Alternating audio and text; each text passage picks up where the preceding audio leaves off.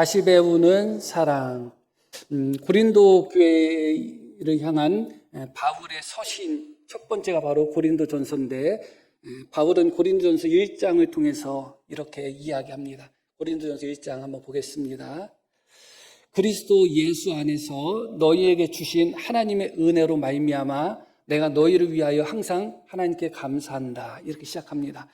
너희에게 주신 하나님의 은혜로 말미암아 하나님께 감사한다. 이어지는 말씀도 이는 너희가 그 안에서 모든 일 곧 모든 언변과 모든 지식에 풍족하다. 그렇게 이야기합니다. 너희는 하나님 안에서, 하나님이 주신 은혜 안에서 모든 언변과 모든 지식에 있어서 풍족하다. 그러니까 고린도 교회는 은사만 풍족했던 교회가 아니에요.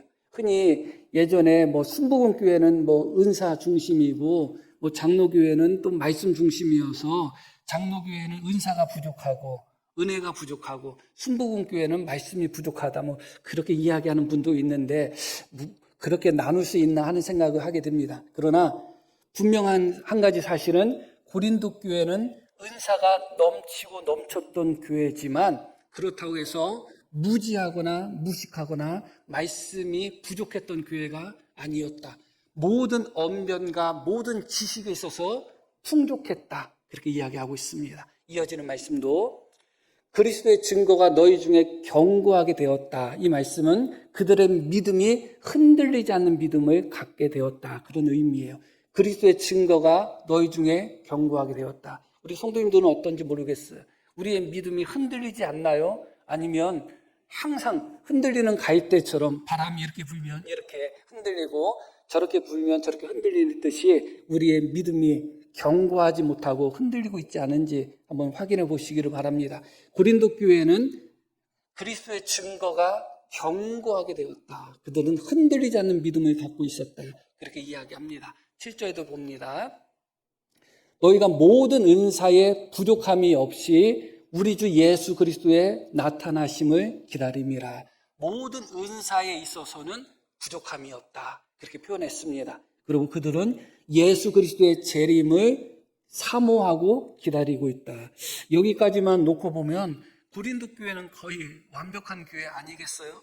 모든 지식, 모든 언변이 넘치고 믿음은 흔들리지 않는 든든한 믿음을 갖고 있었고 은사에 있어서도 부족함이 없이 넘치는 은사를 가졌을 뿐만 아니라 아멘 주 예수여 오시옵소서 마라나타의 믿음, 신앙을 갖고 있었던 그런 교회고 하나님의 은혜가 넘쳤던 교회입니다. 충분히 여기까지만 보면 모든 교회가 사모할 만한, 모든 교회가 동경할 만한 그런 교회의 모습이라고 할 수가 있겠습니다. 그런데 놀랍게도 신약 성경에 나오는 많은 교회들 중에 가장 문제가 많았던 교회를 꼽으라고 하면 고린도 교회를 뽑을 수밖에 없습니다. 아이러니하죠. 하나님의 은혜가 넘쳤고 은사도 넘쳤고 믿음도 넘쳤고 지식도 넘쳤는데 그렇게 넘치는 것과 함께 문제도 넘쳤습니다. 분란도 많이 있었고 심지어 성도들끼리 고소고발도 하였고 음란도 있었고 우상 앞에 드려진 재물을 먹거나 하나님 앞에 성찬 예식을 할 때 가난한 자들을 무시하거나 그런 등등. 심지어 고린도 교회를 개척했던 바울 사도를 대적하거나 바울 사도를 모욕하는 그런 풍토도 생겨나기 시작했습니다. 왜 그랬을까? 오늘 말씀을 통하여 이미 성도님들이 짐작한 그대로일 것입니다. 자, 한번 오늘 말씀 1절 말씀 한번 보겠습니다. 내가 사람의 방언과 천사의 말을 할지라도 사랑이 없으면 소리나는 구리와 우리는 꽹과리가 된다. 고린도 교회는 은사가 넘쳐났다고 하는데 특별히 1절에서는 방언의 은사를 이야기하고 있습니다. 그렇게 사람의 방언과 천사의 말을 할 수 있다 할지라도 사랑이 없으면 소리나는 구리와 울리는 꽹과리가 된다. 그렇게 이야기합니다. 은사는 넘치지만 넘치는 은사 속에 사랑은 부족할 수 있다. 그런 말씀이죠. 수긍이 됩니다. 그럴 수 있겠습니다. 어떤 사람이 넘치는 은사를 받았다고 해서 그 사람이 반드시 사랑의 사람이다. 그렇게 말하기는 어렵겠죠. 은사는 충만하지만 하나님의 사랑이 부족할 수는 있을 겁니다. 충분히 수긍이 되고 이해는 됩니다. 안타깝기는 하지만 2절 말씀 보겠습니다. 내가 예언하는 능력이 있어 모든 비밀과 모든 지식을 알고 또 산에 옮길 만한 모든 믿음이 있을지라도 사랑이 없으면 내가 아무것도 아니다. 여기서부터는 조금 고개를 갸우뚱하게 만듭니다. 예언하는 능력이 있어 모든 비밀과 모든 지식을 알고 있다. 그러면 사랑에 대해서는 몰랐을까? 알았겠죠.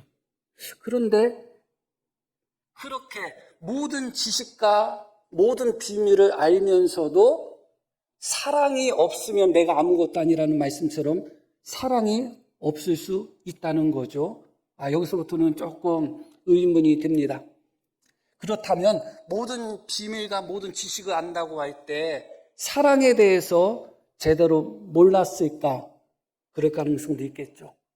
혹은 알면서도 순종하지 않았을까? 그럴 가능성도 있습니다. 둘 중에 하나일 것입니다. 사랑에 대해서 잘못 알았던지 너무나 많은 지식이 있고 너무나 많은 깨달음이 있음에도 불구하고 가장 중요한 기독교 복음에 있어서 가장 중요한 사랑에 대해서 잘못 깨달았던지 아니면 사랑에 대한 지식이 있지만 그냥 지식으로 멈춰 있었던지 여하튼 그런 상태였다. 그리고 산을 옮길 만한 모든 믿음이 있을지라도 사랑이 없으면 내가 아무것도 아니다. 산을 옮길 정도로 그렇게 큰 믿음이 있음에도 불구하고 사랑이 없을 수 있다. 조금 충격이 됩니다. 여기서부터는 이어지는 말씀 속에서는 더 큰 충격을 주죠. 내가 내게 있는 모든 것으로 구제하고 또 내 몸을 불사르게 내줄지라도 사랑이 없으면 내게 아무 유익이 없느니라. 내가 내게 있는 모든 것으로 구제를 하는데 어떤 사람이 자기가 갖고 있는 모든 것을 다 팔아서 가난한 사람에게 구제를 하고 있어요. 그런데 그 사람을 향해서 저 사람 사랑 없어 그렇게 말할 수 있는 분이 있어요? 그럴 수 없겠죠. 누가 봐도 자기가 갖고 있는 모든 것을 내어서 가난한 사람을 구제하는 사람은 누가 보아도 사랑의 화신처럼 보일 것입니다. 그런데 여기서 너무나 충격스러운 말을 하죠. 그렇게 한다 할지라도 사랑이 없으면 아무것도 아니다.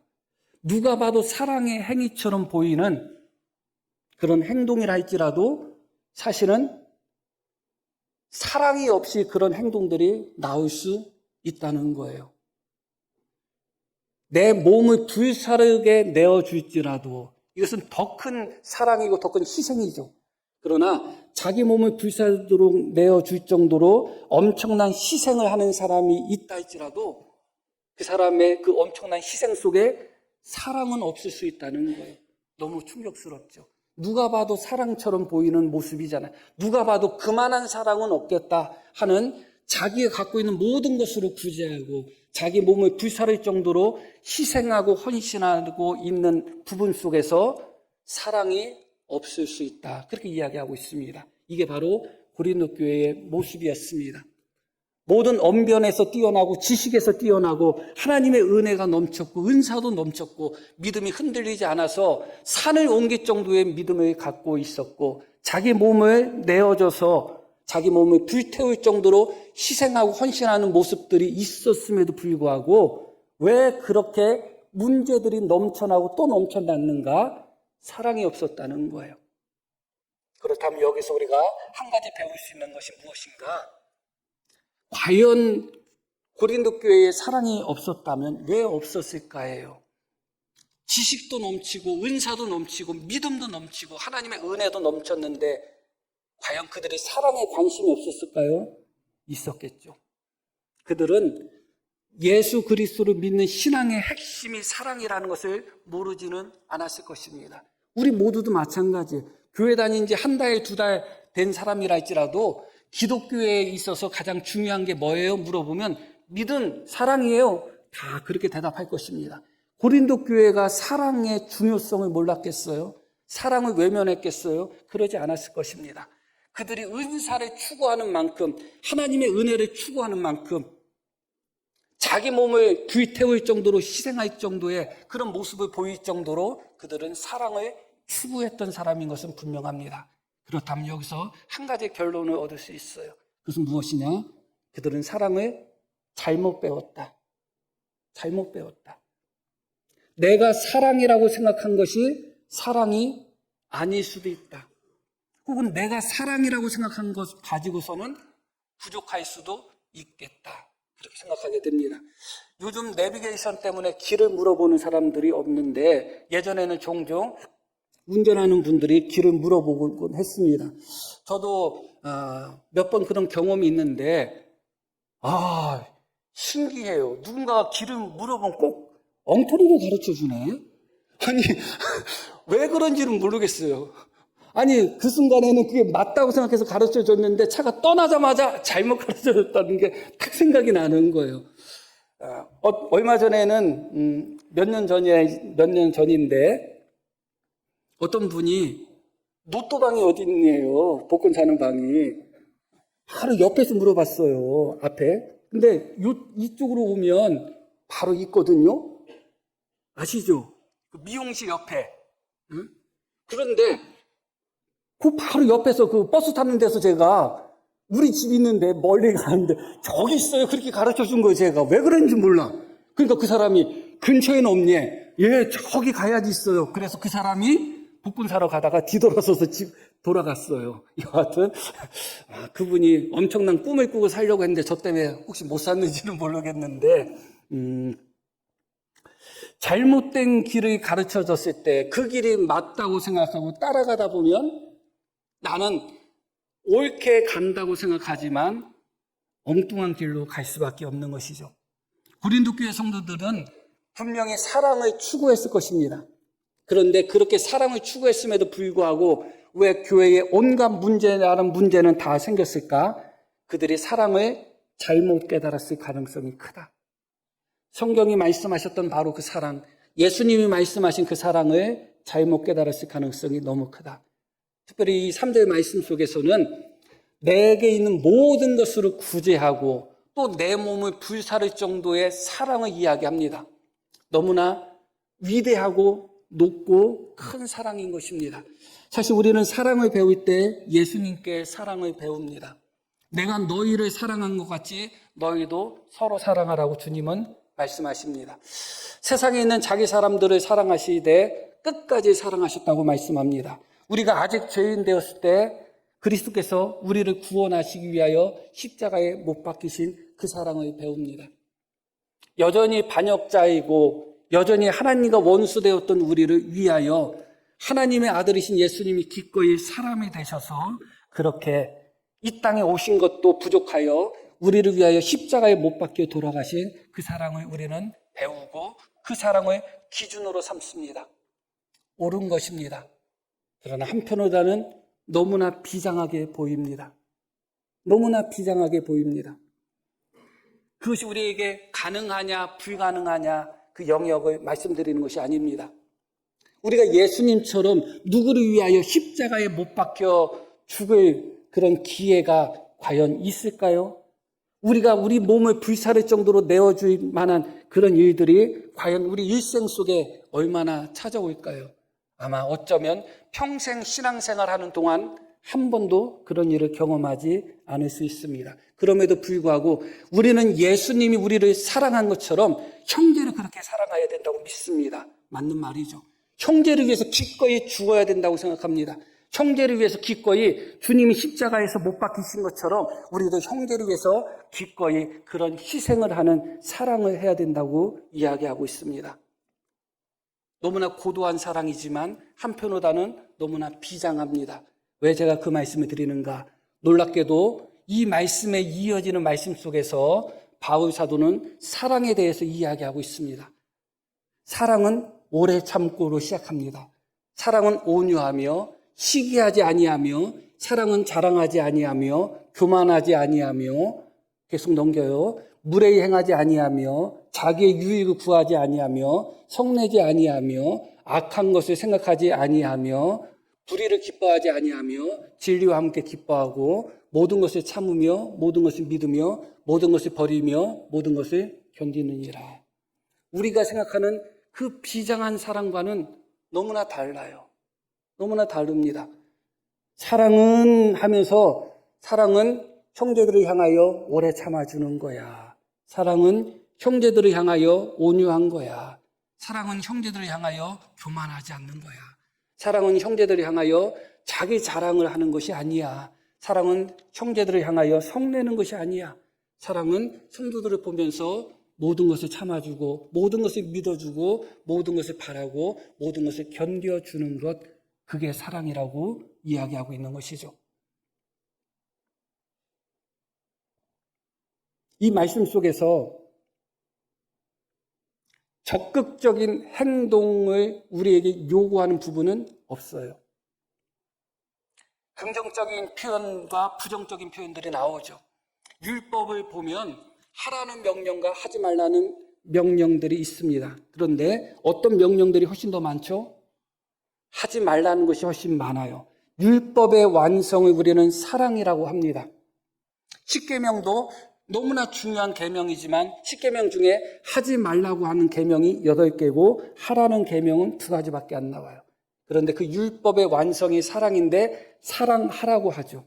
그래서 우리는 이 하라라는 명령, 사랑을 하라라는 데 초점을 맞춰 있고 그 사랑은 예수님의 십자가 사랑에 초점이 맞춰져 있는 거예요. 그런데 실제로 바울 사도가 사랑은 하면서 이야기할 때 사실은 무엇을 하라보다 하지 않는 것이 훨씬 더 많이 나와요. 다시 한번 4절 말씀부터 볼게요. 사랑은 오래 참고 사랑은 온유하며 여기까지는 하라죠. 그렇죠? 하는 것이다. 그런데 그 다음부터 어떻게 나와요? 시기하지 않는 거다. 자랑하지 않는 거다. 교만하지 않는 거다. 이어지는 말씀. 무례행하지 않는 거다. 자기 유익 구하지 않는 거다. 성내지 않는 거다. 악한 것을 생각하지 않는 거다. 놀랍죠? 사랑은 무엇을 하는 거라고 생각을 하는데 무엇을 하기 이전에 하지 않는 게 사랑의 본바탕에 있다는 거예요.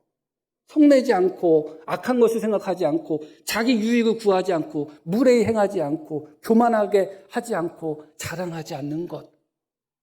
이게 사랑의 요소 속에 핵심적으로 있다는 거예요. 그 나머지는 긍정적인 부분이죠. 그것도 오래 참는 거. 적극적인 어떤 행동에 관련된 것이 아니에요. 온유한 것. 모든 것을 참고 모든 것을 견디고 모든 것을 믿고 모든 것을 바라는 것.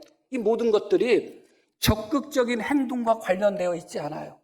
오히려 소극적이고 내재적이고 비활동적인 부분과 관련이 있어요.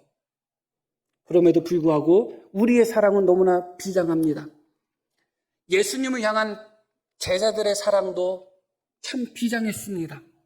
주님이 마지막 밤에 돌아가실 것을 말씀하실 때 그때 모든 제자들은 베드로를 대표로 해서 우리는 주님과 함께 죽겠습니다 하는 다짐을 했습니다. 너무나 좋은 결심이고 너무나 좋은 다짐이었습니다. 베드로는 큰 소리로 외쳤습니다. 내가 주와 함께 죽을지언정 결코 주를 부인하지 않겠습니다. 너무나 큰 믿음이었고 너무나 큰 사랑이었습니다. 그런데 그렇게 내가 주님과 함께 죽겠다고 외쳤던 베드로를 향하여 주님은 잠시 있다가 나와 함께 깨어 기도하자 그렇게 말씀하셨습니다. 주님과 함께 죽겠다고 외쳤던 베드로, 나머지 제자들, 야고보, 요한도 마찬가지입니다. 야고보, 요한이 예수님 무릎 발 앞에 엎드려서 주님의 자리에 좌편과 우편을 우리에게 주십시오 요구했을 때 예수님은 뭐라고 말씀하셨죠? 내가 마시려는 잔을 마실 수 있겠느냐? 십자가의 잔이죠. 순교의 잔이죠. 그들은 뭐라고 이야기했죠? 할 수 있습니다. 했습니다.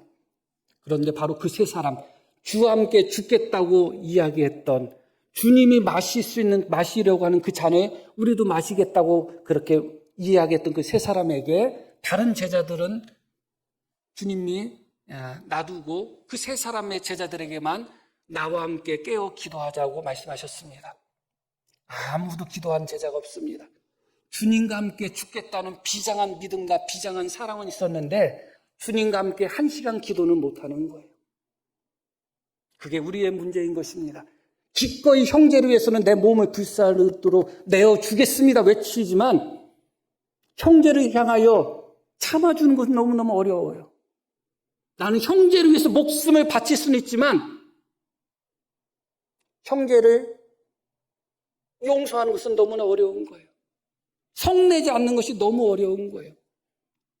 그래서 주님처럼, 주님이 우리를 위하여 십자가에 못 박힌 것처럼 우리도 그렇게 사랑해 가겠습니다, 그렇게 사랑하겠습니다 외치면서 우리의 모습은 오래 참지 못하고 온유하지 못하고 무례히 행하고 성내며 자랑하고 교만한 그런 모습 속에 있는 거예요.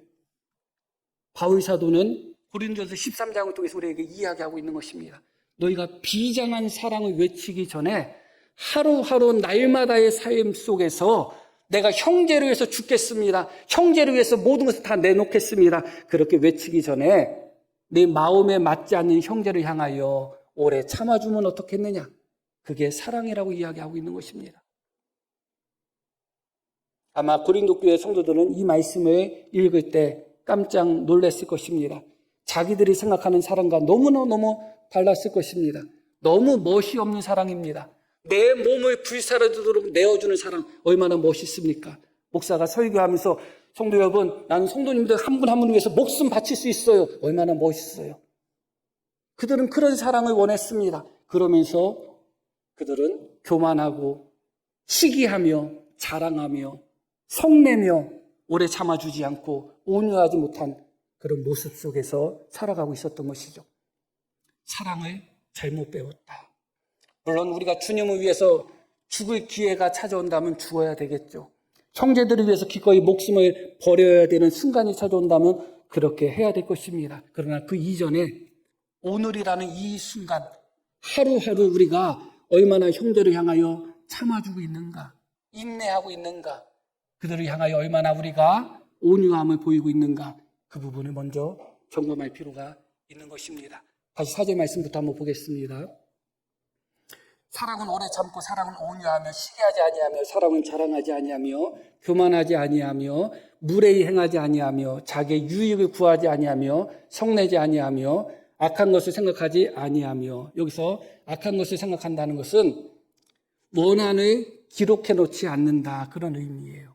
누군가가 나에게 잘못했을 때 그것을 기록해 놓지 않는다. 잊어버리지 않기 위해서 내가 이 원수를 꼭 갚겠다고 기록하는 것이 아니라 그것을 기록하지 않는다, 그런 의미예요. 계속해서 볼게요. 불의를 기뻐하지 아니하며 진리와 함께 기뻐하고, 이렇게 말씀이 이어집니다. 이렇게 여러 가지 사랑의 요소 중에 오늘은 두 가지 요소만 살펴보려고 합니다. 맨 처음에 나와 있는 것과 바로 이어지는 부분을 보려고 합니다. 4절 말씀 보겠습니다.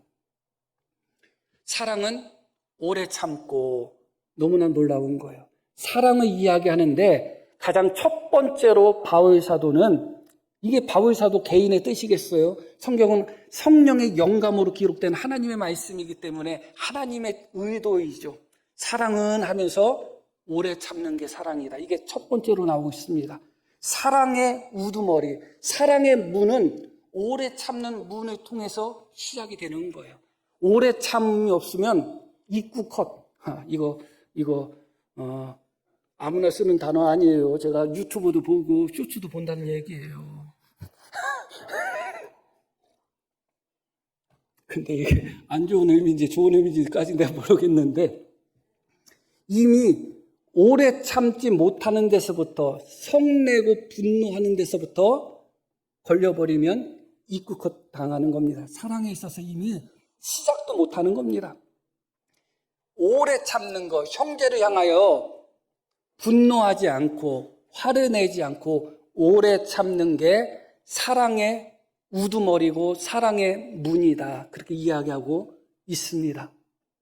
이것은 고린도 교회에 주신 그런 교훈인 동시에 우리 모두에게 주는 사랑의 교훈입니다. 고린도 교회를 향하여 말할 때 사랑은 오래 참는 것, 그게 첫 번째 요소지만 다른 사람에게 있어서는 그렇지 않다? 그렇지 않아요. 모든 사람에게 주시는 공통적인 그런 교훈입니다. 사랑의 첫 번째 가장 중요한 것은 오래 참아주는 것이다. 오래 참아주는 것이다. 사실은 오래 참음 없이 사랑할 수 있는 사람은 아무도 없어요. 자식도 자식이니까 그냥 사랑하는 거죠. 그런데 참지 않고 자식을 사랑할 수 있는 방법은 없어요. 참지 않고 남편을, 참지 않고 아내를 사랑할 수 있는 사람은 아무도 없어요. 친구도 마찬가지입니다. 모든 사람의 관계는 오래 참음 없이 사랑이 시작될 수는 없습니다. 왜냐하면 모든 사람들이 다 부족할 수밖에 없기 때문에 그렇습니다. 내 마음에 맞는 사람은 존재하지 않습니다. 우리가 예수님이 우리 눈앞에 있다. 그러면 예수님이니까 오래 참지 않고 예수님을 사랑할 수 있을까요? 그것도 어려울 거예요. 왜냐하면 예수님은 온전하신 분이지만 그 온전하신 예수님이 이해가 안 되는 거예요, 우리는. 그러니까 예수님이 눈앞에 있어도 우리는 오래 참아야지 예수님을 사랑할 수 있다니까요. 때로는 주님의 행동이, 주님의 말씀이 이해가 안 될 때가 많은 거예요. 그만큼 우리는 나 자신이 그렇게 생겼고 다른 사람도 그렇게 생겼어요. 오래 참음 없이 사랑은 존재할 수 없다. 그렇기 때문에 사랑의 시작은 언제나 오래 참음입니다. 그래서 우리는 예수님의 제자들에게 용서의 교훈을 하셨던 말씀을 생각해 볼 필요가 있습니다. 70번씩 7번 용서하라. 이 말씀을 오늘 이 오래 참는 말씀에 적용할 필요가 있습니다. 나는 형제가 나에게 잘못했을 때 70번씩 7번 그렇게 참아줄 수 있는가? 너무나 어렵겠죠. 그런데 이게 사랑의 시작입니다. 여기서부터 실패하면 다 끝나버리는 겁니다. 여기서부터 무너지면 다 무너져 버리는 것입니다. 오래 참는 것, 여기서 사랑이 시작이 되고 있다. 그리고 이어지는 사랑의 두 번째 요소가 사랑은 온유하며 이렇게 이어지죠. 이게 놀라운 말씀입니다. 오래 참는 사랑은 온유함을 통해서 완성되기까지는 오래 참는 사랑이 아니에요. 우리가 누군가를 향해서 분노하지 않고 꾹 참게 되면 이 분노와 화가 우리 속에 있습니다. 터뜨리지 않고 우리 안에 있으니까 어떻게 되는가? 화는 안 내는데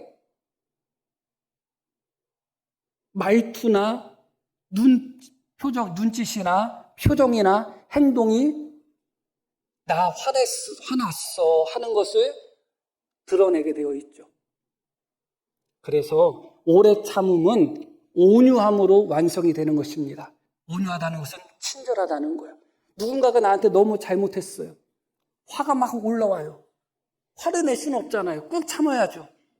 그 사람이 나한테 물어봅니다. 여보시오, 아무개 집사님, 왜요? 꾹 참고 있지만 목소리 대답은 왜요 하는 거예요. 예?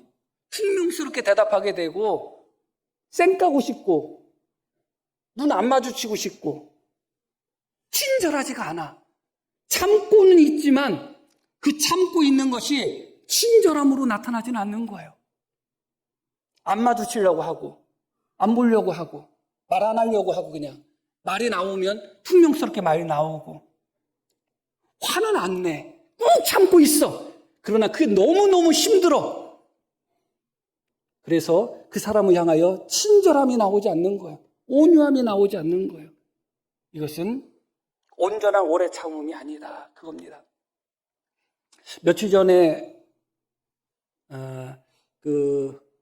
목요일, 금요일이 현충일이었기 때문에 쉬는 날이어서 이제 목요일 날 집사람하고 아이하고 이제 저녁에 고기 구워 먹으려고 명륜 진사갈비 가려고. 그래서 이제 아이 끝나는 시간에 맞춰서 이제 학교 앞으로 가려고 이제 집사람하고 이제 시간을 약속했죠.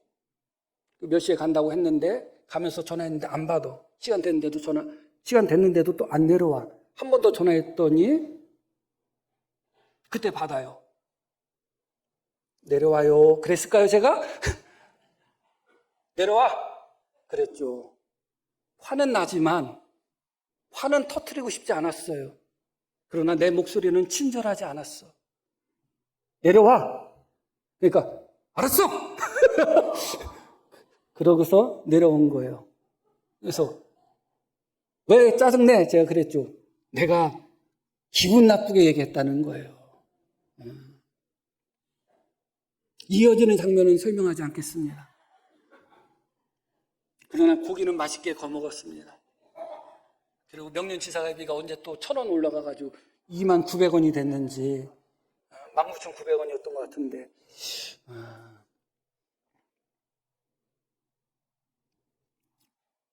형제를 위하여 기꺼이 내가 목숨을 바칠 수는 있지만 형제를 향해서 오래 참지는 못하는 거예요. 그리고 형제를 향하여 오래 참을 수는 있지만 친절하지는 못한 거예요. 그러나 이것이 사랑은 아니다 그거예요. 오히려 오래 참고 오래 참으면서 여전히 그를 향하여 온유할 수 있는 것, 친절할 수 있는 것, 약속된 시간에 오지 않고 전화를 안 받았어도 늦게 전화를 받았어도 나 기다리고 있으니까 내려와요 하는 친절함. 그러나 그게 어려운 거예요. 목사이고 또 개인으로서 제 자신을 놓고 봤을 때 가족들에게는 이 첫 번째 오래 참음에서 입국 당할 때가 너무 많아요. 교인들이나 다른 사람에게는 웬만해서는 오래 참고 웬만해서는 화를 내지 않는데 가족들에게는 이 오래 참음부터 입국 당할 때가 참 많아요. 어떻게 잘 참고 어떻게 잘 찍어 눌러서 오래 참으면서 화를 내지 않는다 할지라도 두 번째 온유하면서 무너질 때가 참 많아요. 내 안에 있는 분노를 누르는데 온 힘이 다 들어가다 보니까 친절함에 있어서 온유한 데 사용할 힘이 남아있지 않아요. 그러다 보니까 그냥 화를 꾹 참는 데서 멈춰버리고 있다 보니까 본격적으로 화는 내지 않지만 말투가 부드럽지 않고 내 몸이나 내 행동에 어떤 그런 제스처들이 불편하게 나올 때가 너무나 많이 있는 것이죠. 그러나 바울은 바로 이게 사랑이다. 오래 참아주는 것.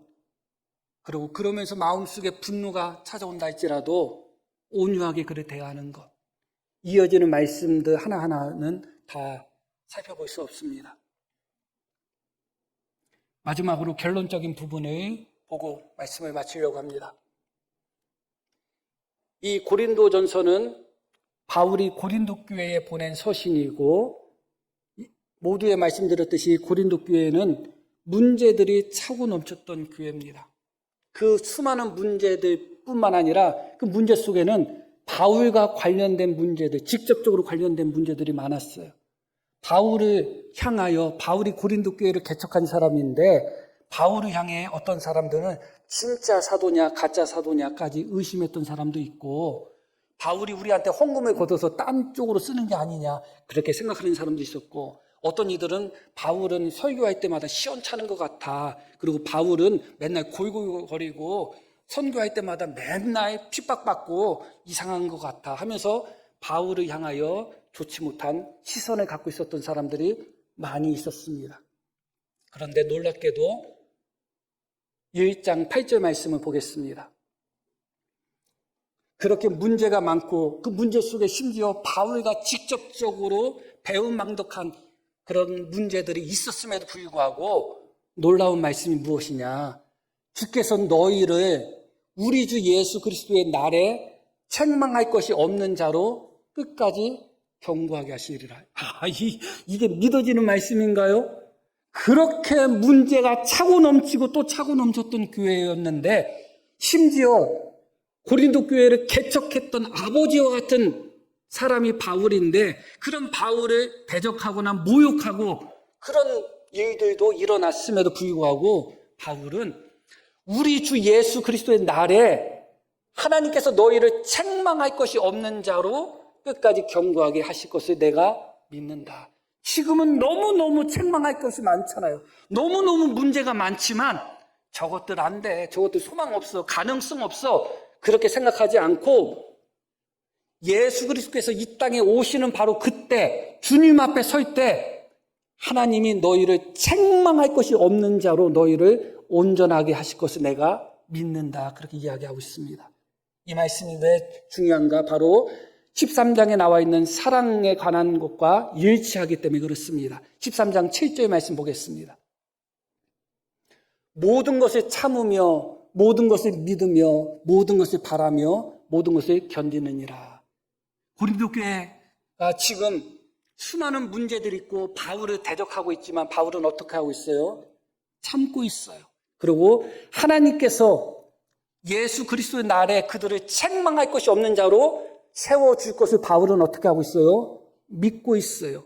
그것을 소망하고 있어요. 그래서 바울은 고린도 교회 성도들이 지금 잘못된 길로 가고 불순종의 길로 가고 바울 사도를 대적하는 그런 모습들이 있다 할지라도 바울은 지금 어떻게 하고 있어요?